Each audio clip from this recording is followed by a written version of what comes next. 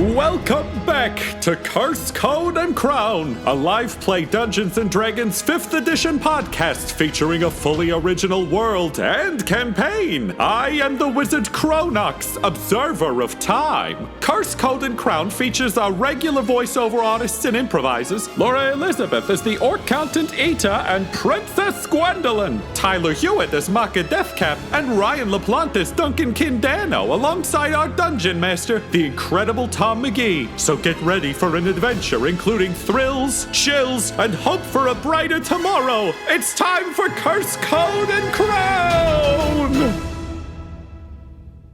Makka and Duncan, you and your handy guide, Jeanette Wilcox, arrive back at the room to find it empty. The beds are still there. The stuff that you've left is still there. Karen, however, is not.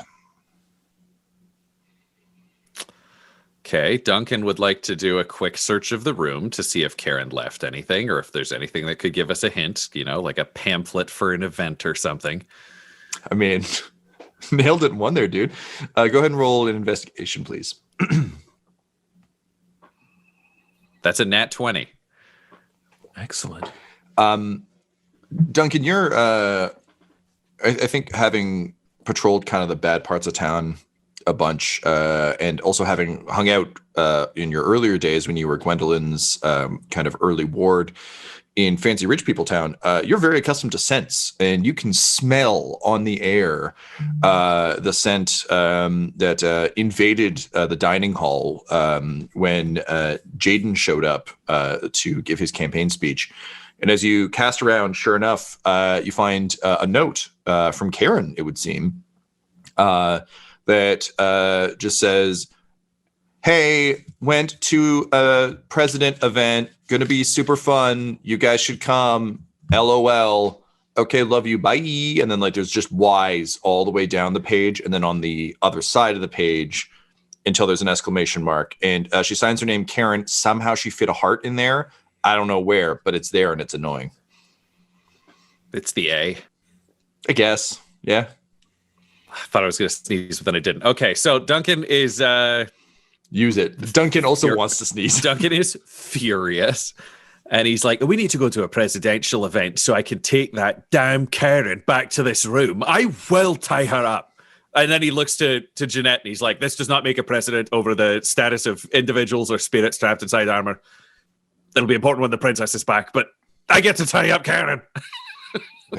Cool, man. I don't know that chick. I just know you guys. So, that's fine. Makka, how are you feeling about Karen's disappearance? Just one more fucking thing, He's not super jazzed about it either. He's like, we must go to this event. It's the angriest I've ever seen Makka. Just fucking livid. So it would seem that the event is later today. Unfortunately, you won't know where Karen is between now and then. So she's kind of in the wind. That said, you'd also mentioned that you wanted to talk to Richard the Grey. Is that something you would hold off on doing until you have secured Karen, or would you use your downtime to do that? I think Duncan would be tempted to go visit Jaden, because if she's at a Jaden event, and Jaden is the guy who's trying to establish himself as carrying forth tradition. There's an equal chance fucking Jaden showed up to invite her so that they could both kick some guy in a mask in the ass together at 3 p.m. or whatever. Cool. So what I will tell you is you can find Richard the Grey easily. You'll have to work to find Jaden, which isn't to say don't go find Jaden, just that you get one for no dice rolls. The other one's going to require some dice rolls. Makka, what are your thoughts? I cannot describe how much I dislike Karen. You and I are going to have a debate later about execution without trial. I'm just going to predict that right now. It would seem to me that this letter from Karen indicates where and when she will be. Trying to find her before that may be too difficult. However, when I imbued you with the splendor of the eagle, that effect still rests within you. For an hour. Great. So if you wish to exert your presence upon people, get information, Jossie has seen fit to aid you in this. My concern, Makka, is if we allow Karen to do what Karen is doing, knowing her particular history, I don't believe she'll be attending an event in a audience capacity. I expect her to have fully inveigled herself somehow into this electoral process. The armor is sacred to these people. It will ingratiate her quickly. Yes, and Karen is a dangerously stupid narcissist who declares everyone her friend or her enemy. Yes, she declared me her bestie. That is true, and you did it. You actually asked her to be your bestie. Yes, I do not care for her. Oh, that's gonna break her heart in a way that doesn't matter.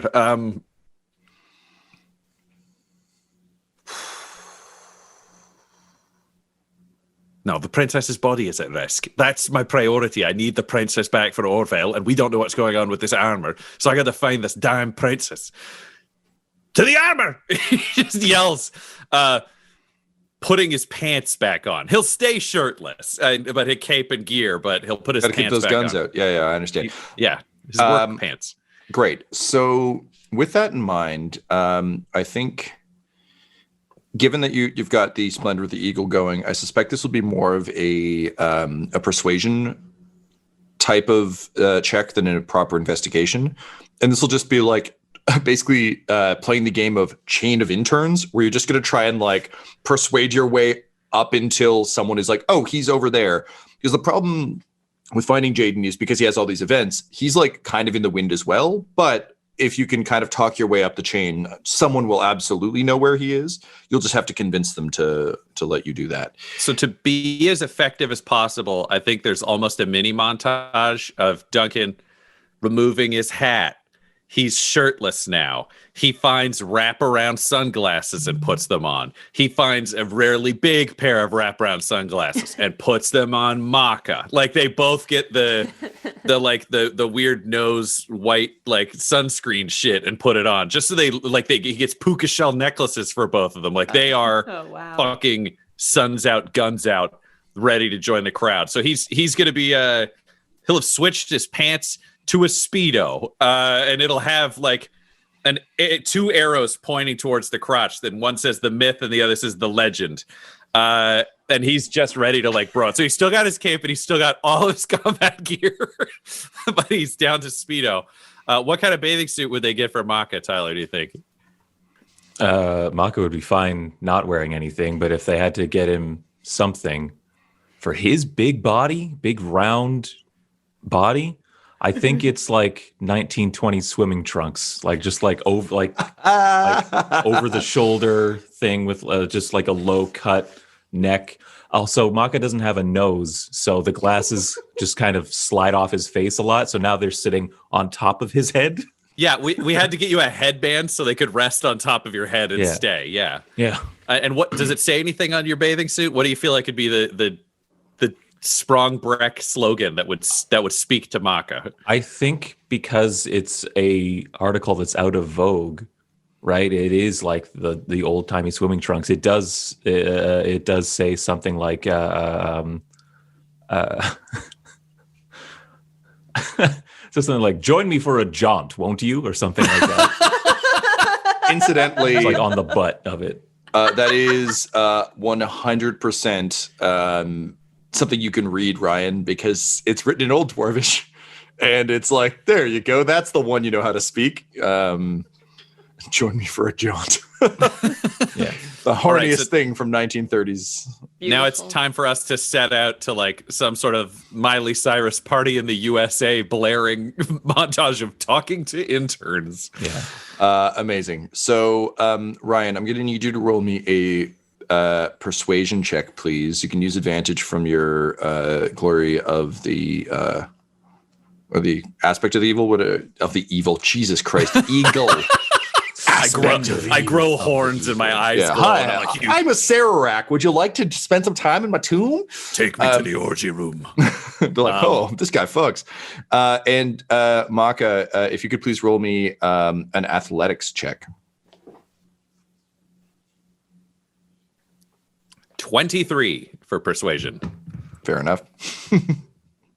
Natural one. So as Duncan starts to glad hand the crowd, Makka, this is all very confusing to you, but I was going to say a hog ball is spiked at you, and you realize this might be your chance to participate in a ritual of life for these people who don't quite seem to understand the rituals of death. Unfortunately, it hits your spiky shell and bursts, and you just hear somebody like, "That was our only ball. There will be no team this year." And then a sort of like "ohs" from the crowd. And so by destroying the ball, I have won. Yes? Good. Yes. Yo, man, I like this guy. This guy gets it. Meanwhile, Duncan, you begin to glad hand. Duncan, what does this persuasion sound like? Like, what are you saying to? I know we're in montage mode, but like, what are you saying to random people? I feel like this is a lot of him playing into the stereotypes he's seen over the last days. So he's like, oh, yeah, man, this is going to be one of those great parties. Nice arms, getting them out there. Oh, yeah, you got a good look on you. And then, like, you know, he'd probably, like, if people would be into it, he'd be straight up, like, kissing people. Like, he'd have a beer in 100%. hand that he's, like, washing around, sloshing a little bit too much. Like, it's still on, like, bro performance of, like, can't believe how great this whole place is. Where do I find Jaden? That guy looks like he knows how to fuck. And they're all like, Jaden, he loves tradition. With your and the splendor of the eagle has turned into just a tattoo of an eagle across his chest. Well, I thought you were going to say like a a tuft of chest hair that just is in the shape of an eagle for now. It's that maybe was not there before. But the hair is feathers. It's just an eagle growing in feathers out of his chest that will go away when the spell's over, but it's there now. Yeah, great. You're just Miles and I have been watching James Bond from the beginning. You're just that era Sean Connery if his chest hair was made of feathers and slightly more majestic. Amazing. So yeah, the all the dwarves are super into this. Also, like everyone still knows that you killed the salamander, so like it just like they're having a blast with this. This is a good time for all of them. And eventually they're all like, oh yeah, Jaden, yeah, he's talking to the Minister of Trade today, and then he's gonna do a dope ass speech later. Apparently he's got a special guest. It's gonna be tight. Perfect. Where do I find that Minister of Trade? I'd like to trade him these nuts. And everyone's like, oh, D's nuts, a reference we still use because we're young. Yeah. Narrator. They didn't. They respect that you're like an old guy trying to be hip, and they're into that. They kind of you get a series of like very kind of sloshy directions, but enough that you can figure out where the Ministry of Trade is.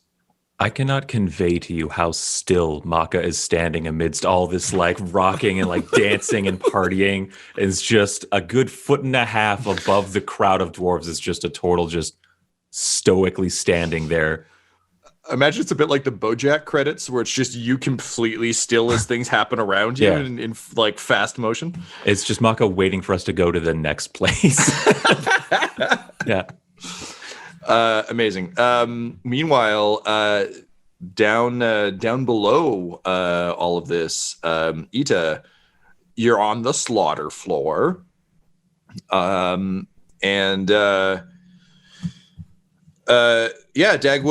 is like, so as you can see, we're very effective at making sure the demons go down nice and quick, nice and humanely, and then we process them there to make the our armor. This is very interesting. To be clear, I am not opposed to this method. However, you have been having outbreaks of the demons, correct? Oh, yeah. I mean, yeah, that happens though. That's a standard issue here in the mine. Happens he like looks at a sign on the wall that has like months since last outbreak, and they're just like writing 00 in chalk. So I must ask then, why has the risk of these outbreaks not appeared in item 1A of your any of your 10K filings? Oh, well, that's simple. When we first made the arrangement with the Empire of Numbers, we made very clear what our practices were to all the higher ups. The Googleplex certainly knows, and the high Googleplex definitely. In fact, the one of the first high Googleplexes signed off on the whole thing. So it's just been an assumed fact. I'm kind of shocked they didn't tell you that, actually.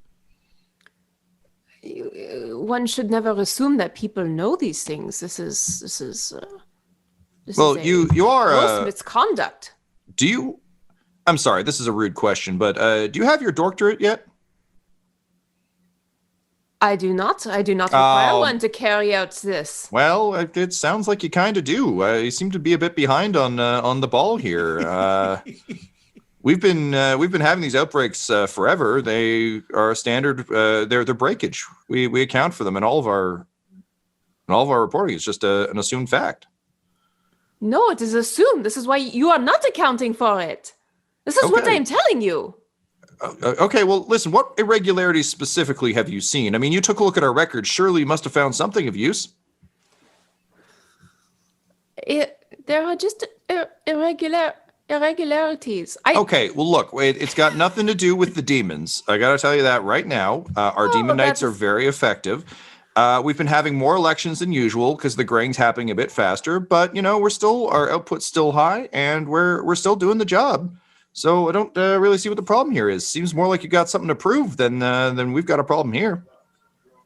It's a combination of diploma and logic shaming. This is very distressing. I'm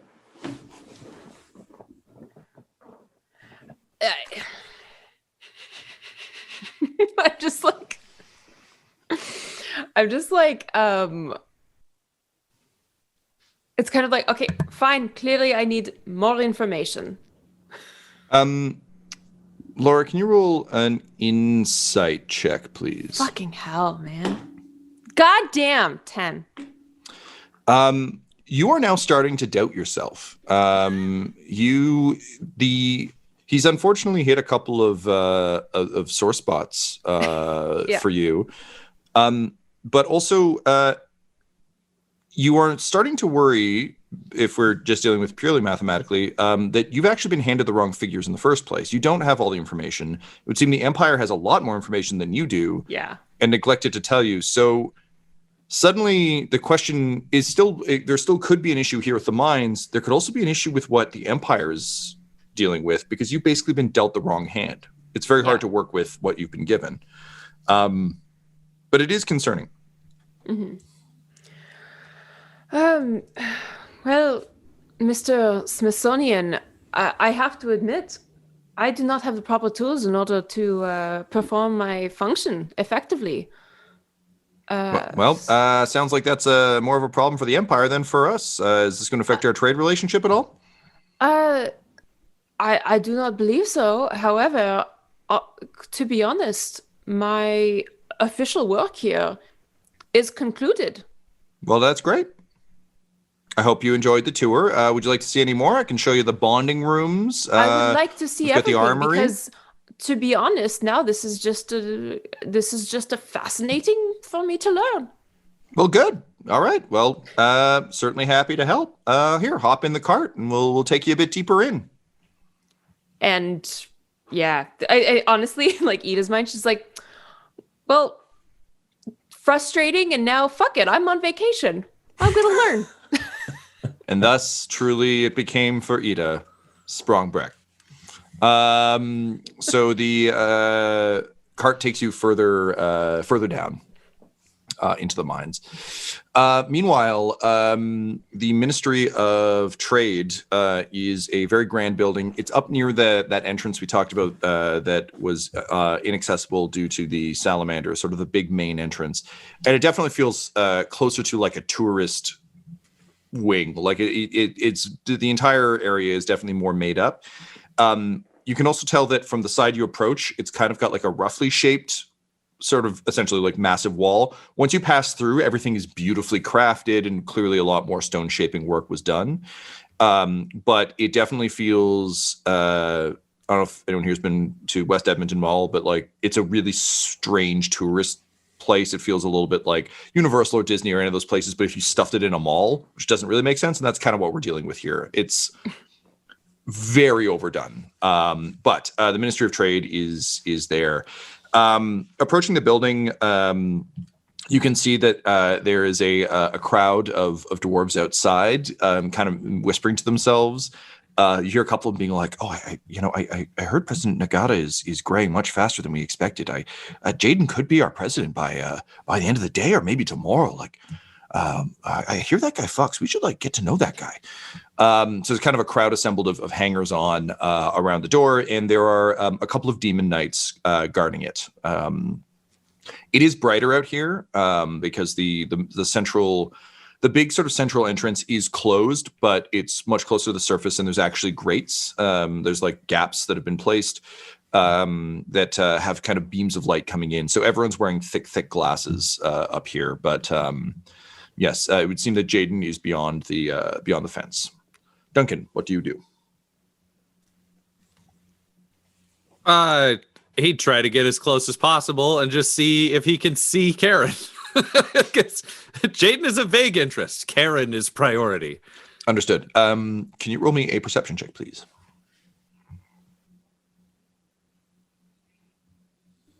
$12. There was no Karen in sight. The crowd seems to be entirely dwarves.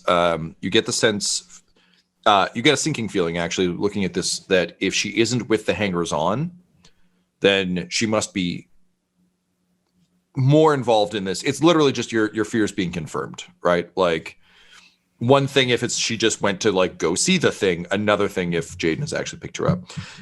Makka, you take a nice deep breath as you step into this space. The air smells fresher, and it's, since you came in from outside, the first actual breath of fresh air you've had, and you can feel all the spores tingle a little bit with kind of just that sense of it.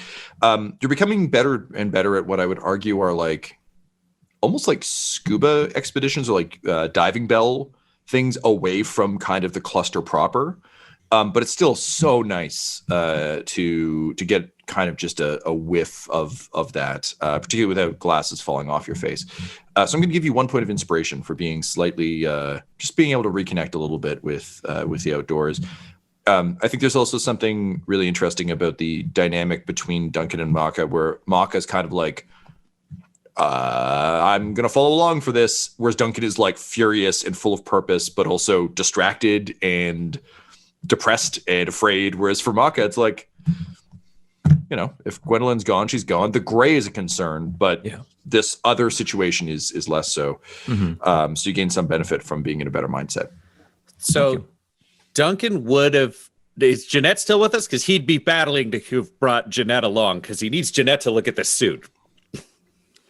I'm going to say Jeanette is not with you, largely because the ritual is still going on. But I will say she can be there quickly. She will take Kevin Fast Travel's fast travel cart to come meet you places. But I also don't want you to have a dwarf-shaped key to open every door, if that makes sense. Yeah. No. I think the only reason he'd wander around is so that if he can get Karen alone for like 3 minutes, he can just be like, look at her and tell me if she's a killer. Oh, like yeah. No, I understand.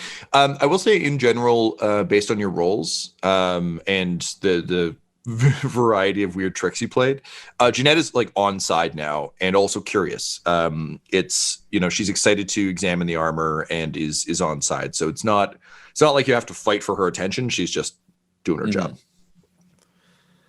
Well, Makka, it looks like my concerns have been confirmed in that Karen is likely inside and apparently fully inveigled with Jaden. We should go inside then, yes? Yes, I just don't know what to do when we're there. I guess we'll figure it out as we go. This is the problem. We've now accidentally put a familiar inside the body that was formerly the Princess of Orville, who is now directly interfering with the democratic elections of another nation. This is what they would call, in diplomatic terms, a goat fuck. Oh, there are goats. In Orville, yes. And with that, you actually see one of the demon knights waving to Makka. And she just He says, just stands there and waves. yeah, just greetings. In remarkably good common. Just greetings, friend Tortle. We weren't told to expect any trade representatives from Bleen today, but you must be Ginkgo Longleaf, correct?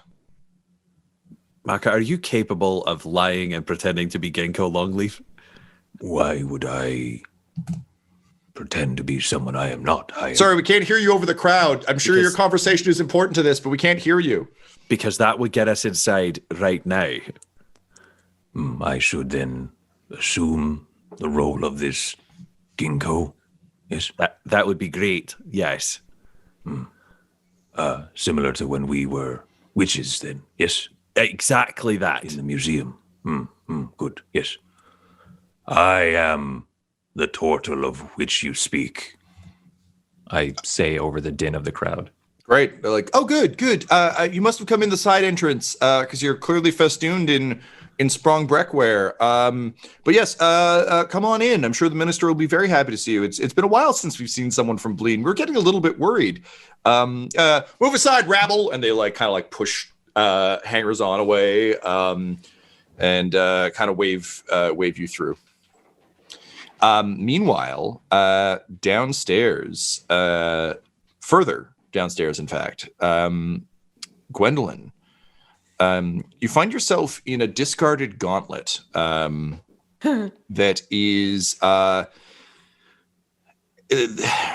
it doesn't feel the same way as the Solaris armor does by any stretch.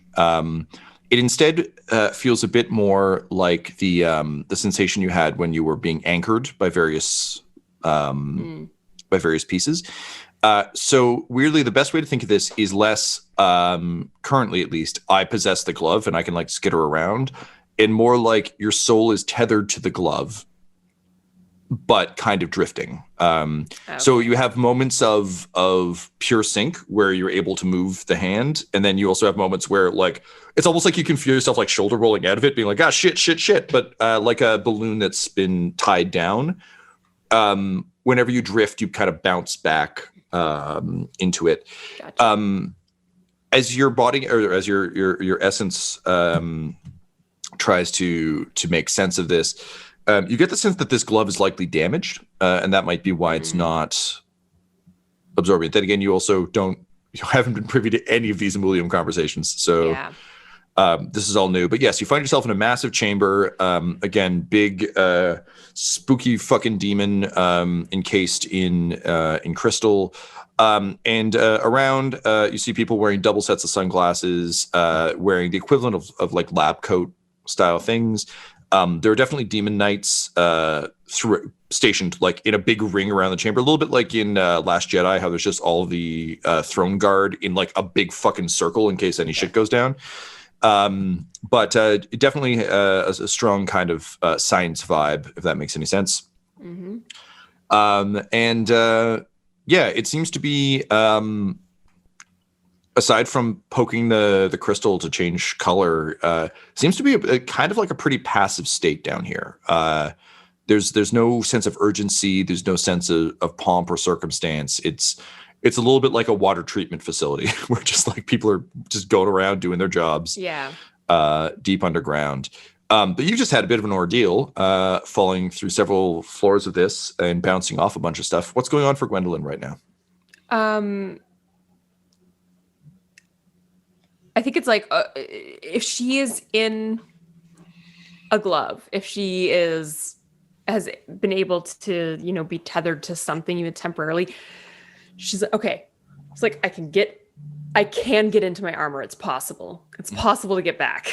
Okay. I'm not going to die. Mm-hmm. So it's just can I get back up? Can I get back upstairs? I need to let Duncan know. Can you roll? That is my sole purpose is to just get to him. Gotcha.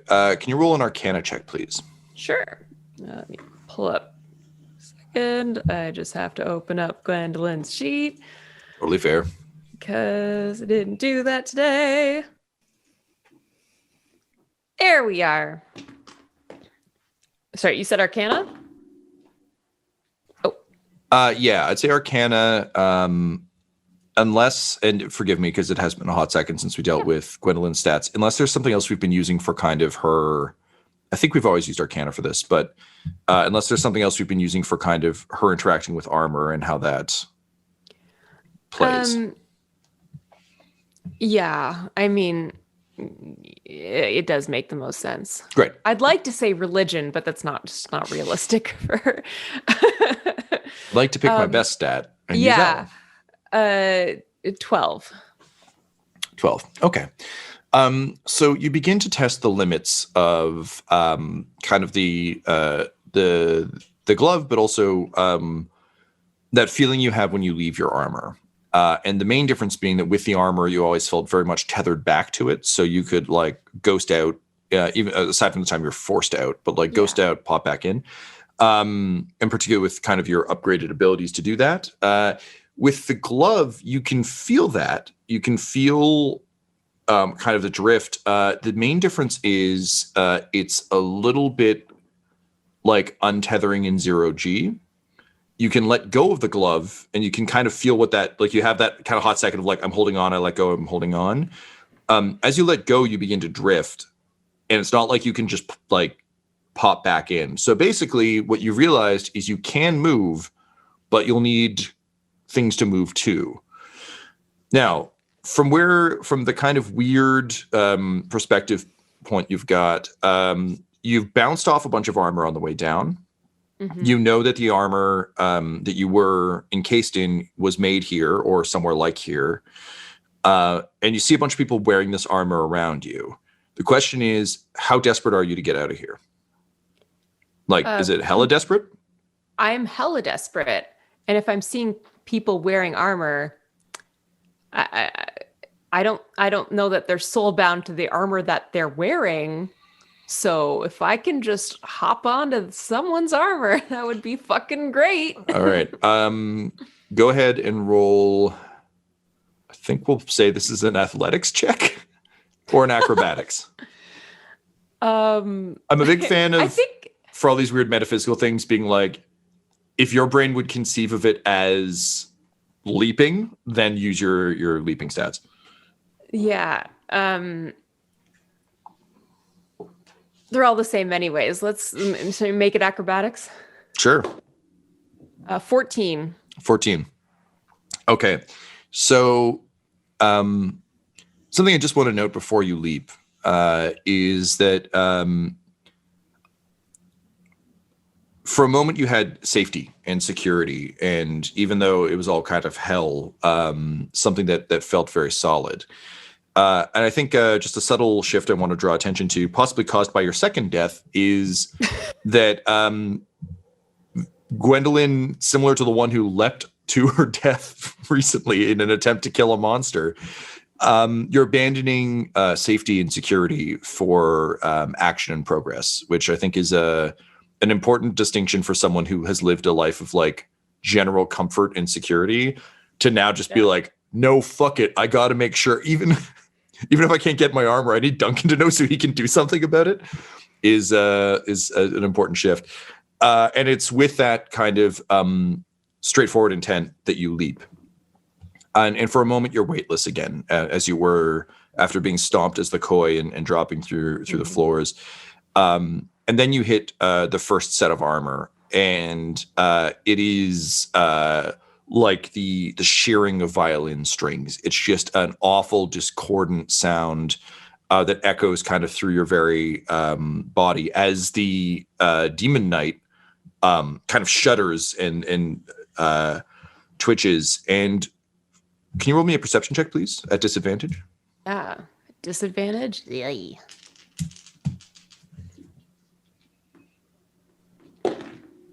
Oh no! I got an 18 and a 1. You perceive nothing. You feel this kind of horrible discordant noise where it seems almost as though your very soul is experiencing static, and then you leap again. And slowly but surely, you begin to ping your way around the circle of demon knights towards the rampway. And each time is horrible. But gritting your imaginary teeth, you continue to leap with the sole purpose of making sure that you can get a message to Duncan no matter what. And it's just a real shame that as you do this, Gwendolyn, you fail to notice that the demon's eyes are tracking you the entire time. Meanwhile, Makka and Duncan, you've been brought into the Ministry of Trade. I failed to write down my new identities. It is Ginkgo Longleaf, the famed ambassador from Bleen. Unfortunately for the dwarves, none of them were alive or working the last time an ambassador from Bleen showed up. So they just know tortoises or turtles are long-lived, and that the ambassador that their like master's master knew was named. It's a very much a Master Cypher DS thing from fucking Attack the Clones, which is like I don't know, Jedi guy came here 50 years ago. We just assumed you know him. And everyone's like, well, I guess we do. So you're welcomed in. And immediately there's some kerfuffle. And the underminister comes spilling out of a side room. And she's quickly doing up her pants. And she's like, oh, hey, Ginkgo. Hey, wow, sorry, we didn't know you were coming, man. Shit, we would have prepared this sooner. Sorry, I was just having a quickie in my office there. Give me 1 minute. And she just like sprints past you into the kitchen. And you hear like a banging of pots and pans and glugging. And then she comes out with a tray with small stone cups on it, full of a weird noxious red liquid that's kind of sloshing around. And she's like, sorry, if we'd known you were coming, we would have had this ready in advance. Wow, it's an honor to meet you, man. I've heard stories. I mean, look, some of the orgy rooms still haven't recovered from what you did in them. Like, holy shit, it is a true honor, dude. Anyway, I mixed up your favorite drink here. It's the bottom feeder surprise. Shit, man, I never thought I was gonna get to drink one of these with a legend like you. Holy shit, Ginkgo Longleaf. Wow, it's an honor. Anyway, here's your favorite beverage that you always request. And she holds out the tray. There's one for you as well, Duncan. What do you do? I'll take it and I'll drink it. Duncan will too. Duncan, I need you to roll a Constitution save, please. Makka, for you, this tastes vaguely of rot, which is nice. But they ruined it with liquor, which is less nice. But not a beverage you would order twice, but one that you can certainly stomach. I rolled a 10.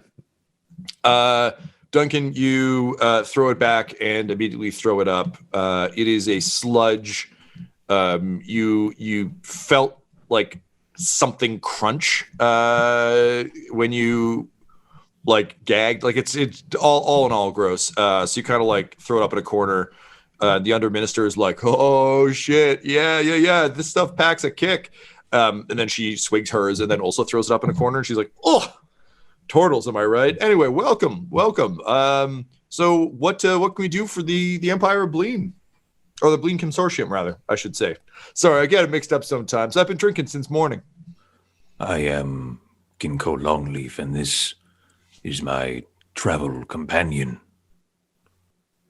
Duncan Danno of the Dawnbreakers.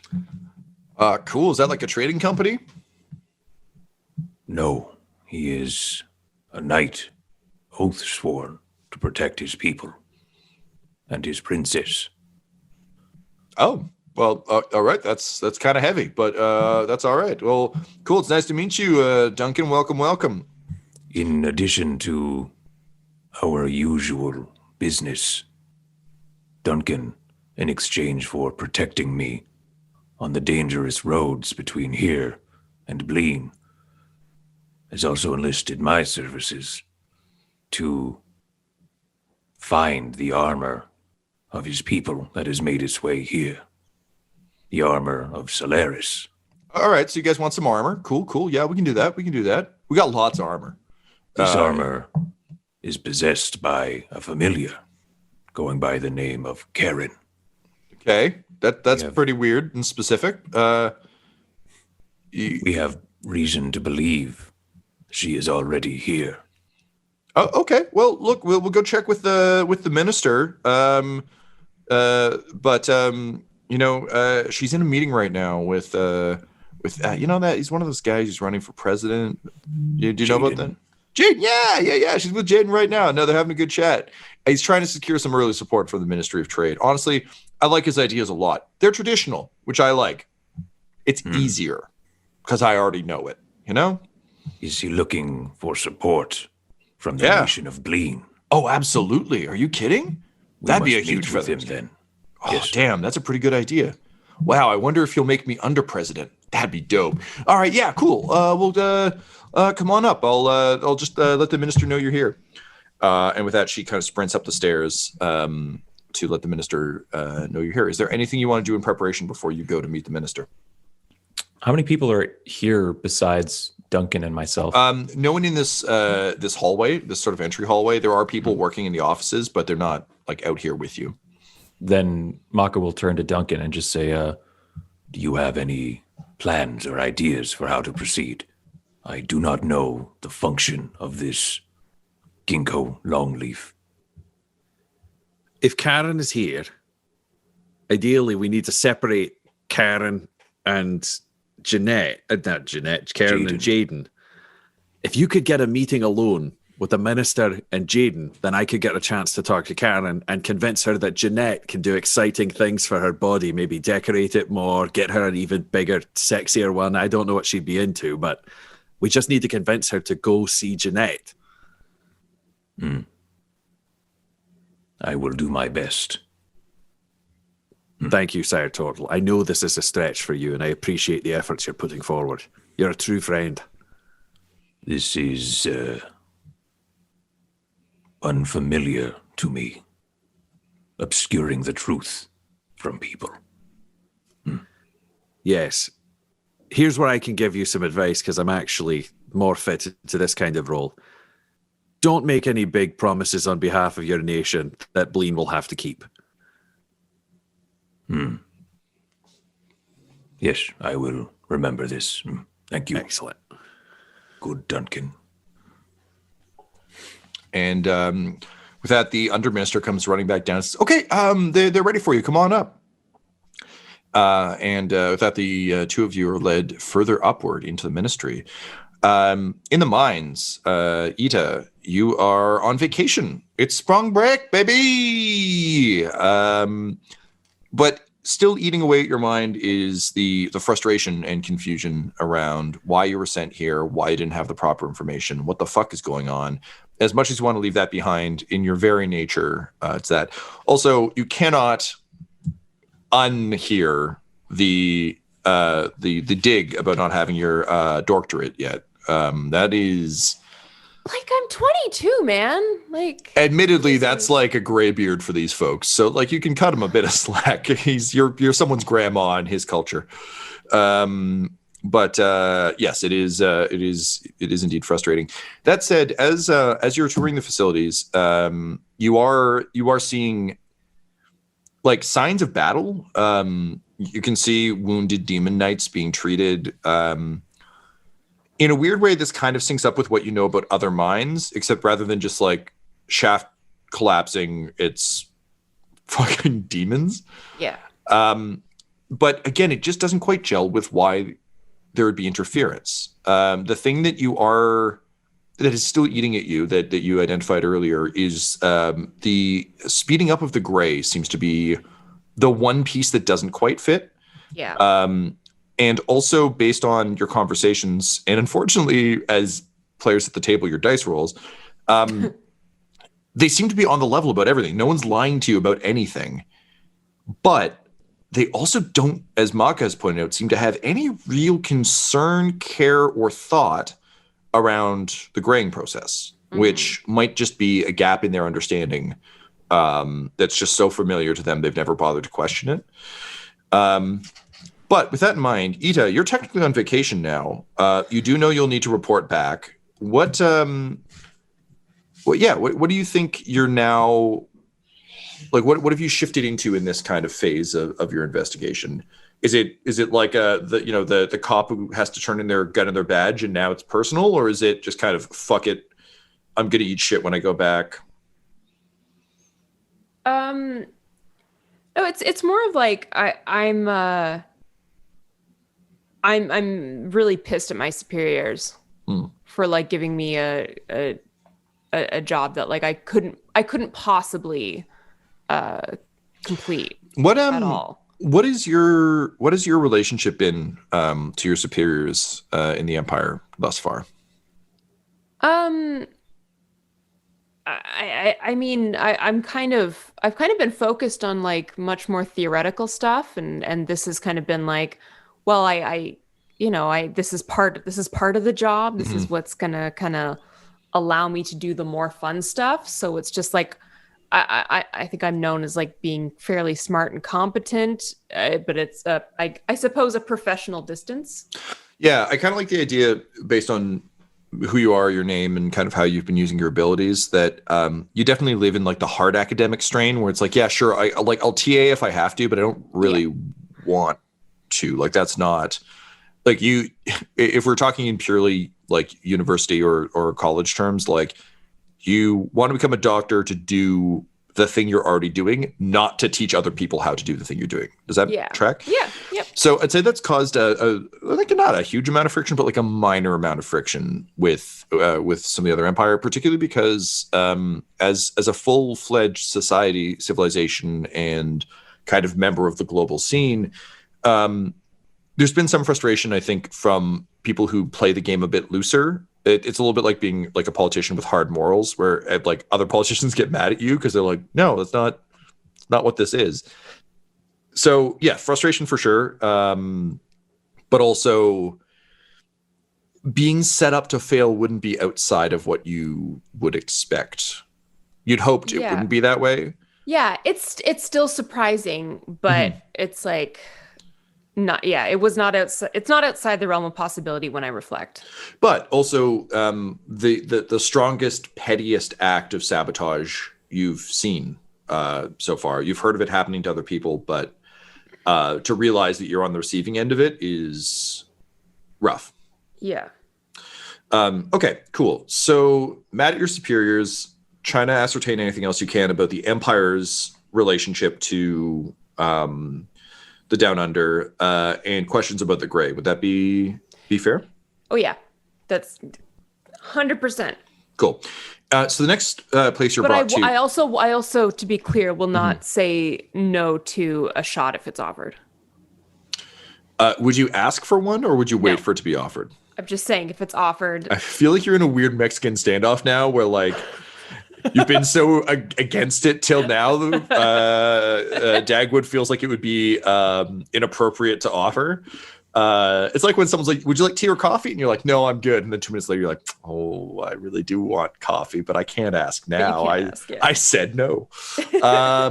Great. Okay, so you're stuck in an awkward Canadian politeness showdown. Fair enough. So the next spot you're brought to is the what seems to be essentially a refining and smelting operation, where the giblets of the ground demons are being processed into a liquidy material that seems to be being like essentially bottled, and not for shipment outside of the facility, but kind of like you would with chemicals or byproduct, just being like packed up, moved to another piece of facility.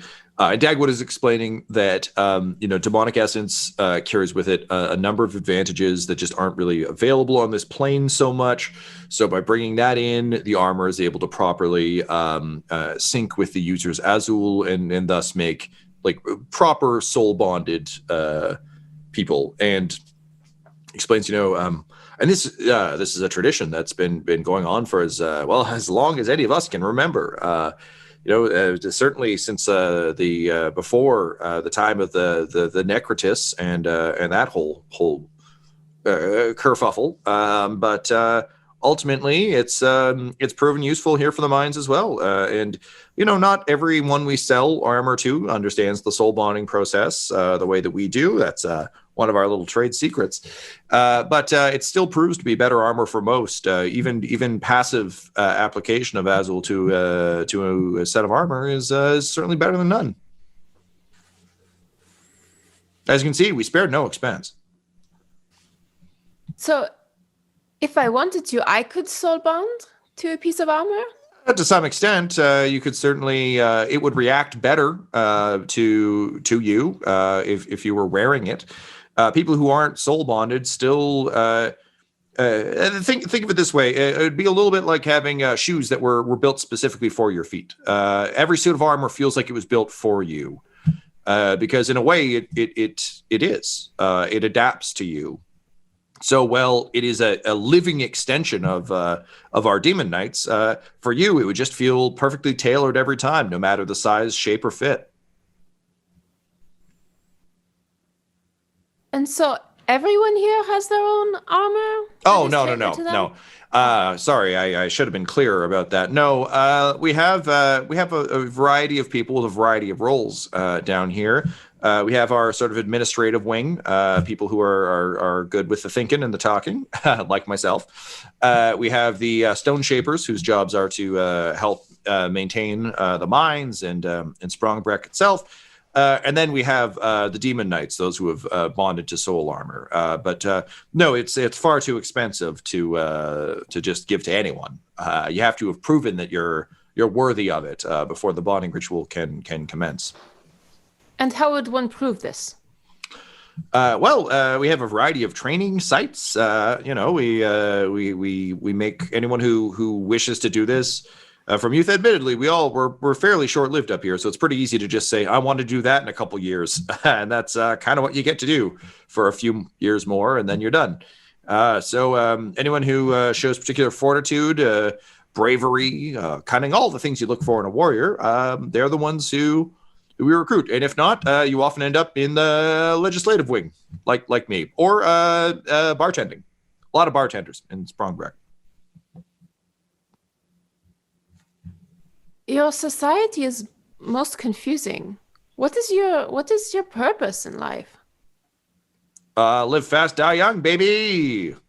YOLO. You only live once. That's what we always say down here. Well, I mean, what else is there? What's your purpose in life? To discover the secrets of the universe. Okay, how many people do you reckon? Don't give me an exact number, but how many people have lived before you in the world, in Gren? Lots, right? Yes. Yeah, cool. And none of them figured out the secret of the universe. No, but we get closer. All right, but you're assuming that you will be the one to succeed where everyone literally who has lived on this planet will not. No. I do not expect to discover the ultimate secret of the universe. I expect to be one step along the path. All right, so the entirety of your existence is to move that objective one step down the path. Yes, to make a contribution. And, we contribute great armor and good times to the world. That's what we do. We just do it in a shorter amount of time. Because YOLO. YOLO? Yeah, you only live once. So, live to your fullest. Gotta live fast, die young. It's the only way to go.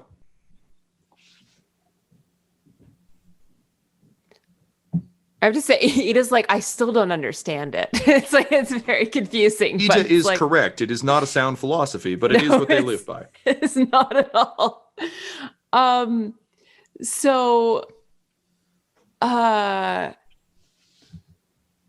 Yeah, and she's just she's not getting anywhere with her line of questioning. How would Ida try and solve for the gray?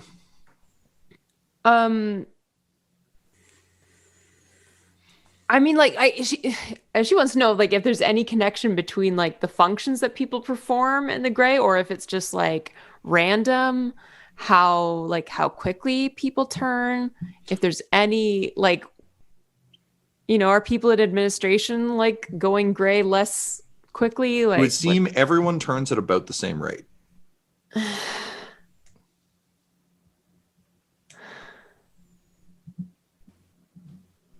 And with that sigh of frustrated confusion, Ida, your last line of defense finally crumbles, and mustering up all of the bravery you have, you ask for a shot. And boy howdy, is Dagwood Smithsonian happy to oblige.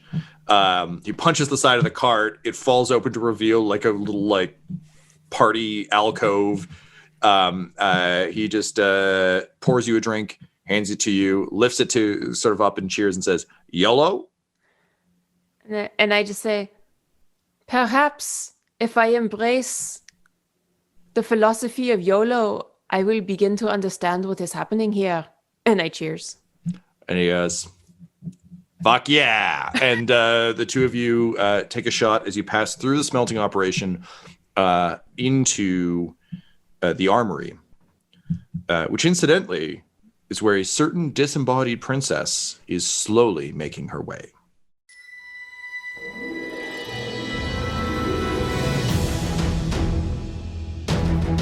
This episode of Curse Code and Crowd Sound was mixed and edited by Laura Hamstra, and the campaign was created by Tom McGee. Our original theme music was composed by Landon Knoblock, and Curse Code and Crown's logo was created by the brilliant Decapitated Markers. If you want to follow our players or our DM on Twitter, you can reach out to Laura at EL Hamstring, Ryan at the Ryan LaPlante, Tyler at Tyler_Hewitt, Tom McGee at McGeeTD, or you can message our whole company at DumDumDice. So please, join us again for more Curse, Code, and Crown!